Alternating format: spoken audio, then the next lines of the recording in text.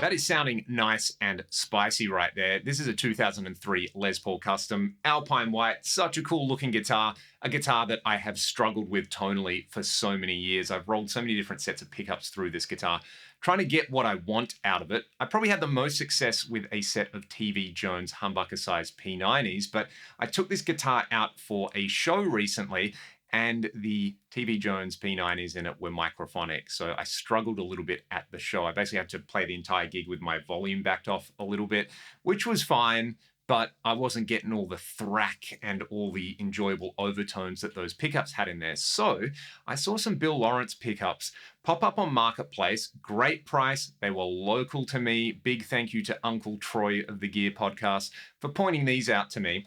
I decided to grab them and try them in this guitar. And it's a nostalgia trip for me because I had some Lawrence pickups in a parts caster that I put together when I was 15 or 16 years old. So formative experience. Young rock pig Leon had some L500s in this Strat that was a body and neck that my dad had made. They were separate. I decided to put them together, got the Lawrences, put them in there. I figured out that you could wire the pickups for series or parallel. And I even had a switch in there that connected both humbuckers in series. So I had all the gain all the time on that guitar. That guitar is like the one that got away because I pulled it apart to try some other things with it. The neck and the body got stolen. I've never seen them again. The pickups are still kicking around the house somewhere, but I thought when I saw these pickups, I can go and grab them. I can pop them straight into this guitar and see how they turn out. And as we heard, I thought they turned out pretty good. This is a pickup that I associate with Nuno Bettencourt and Dimebag Darrell. They're probably the two most famous users of the Bill Lawrence L500XLs. And, they are players known for spicy tones, massive pinched harmonics, heaps of chunky distortion going on. And, when you run it through some chunky distortion on the bridge pickup, we'll hear it in comparison to my other custom that has burst buckers. It just kind of does that thing, right?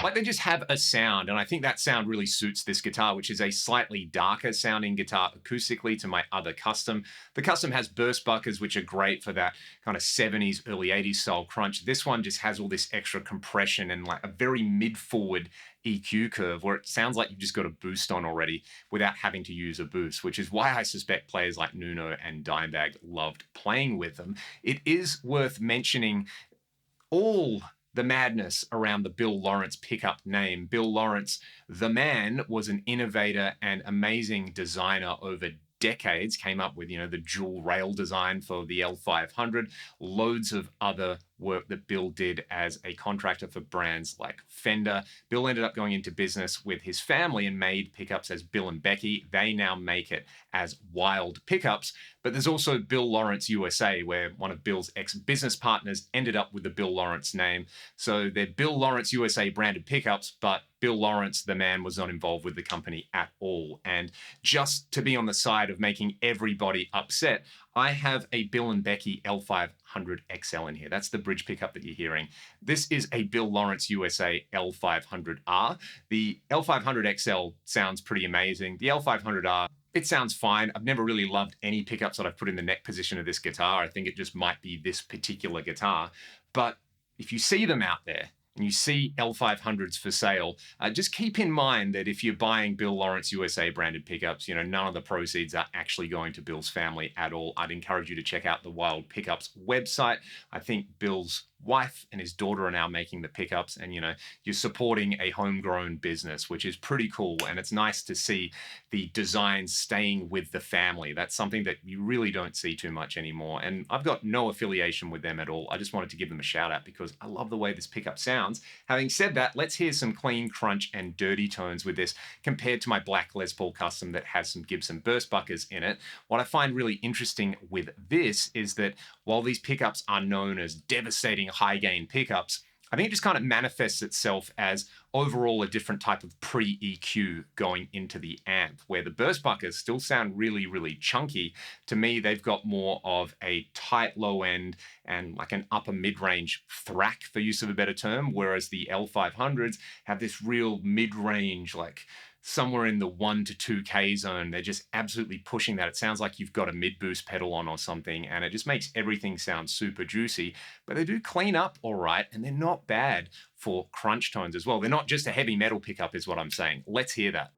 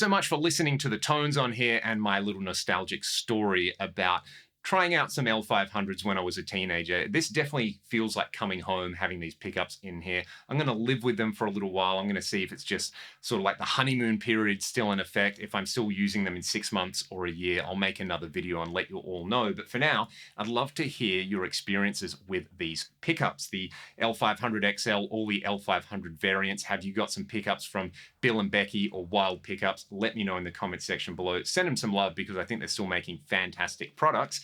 And I guess I'll just play you out with even more distortion, delay, and pitch detune on here because that's what I like to do. It's a Thursday afternoon here. I'm kicking up my heels. I'm going to make a bunch of noise. Thanks for watching the video, and I'll see you next time.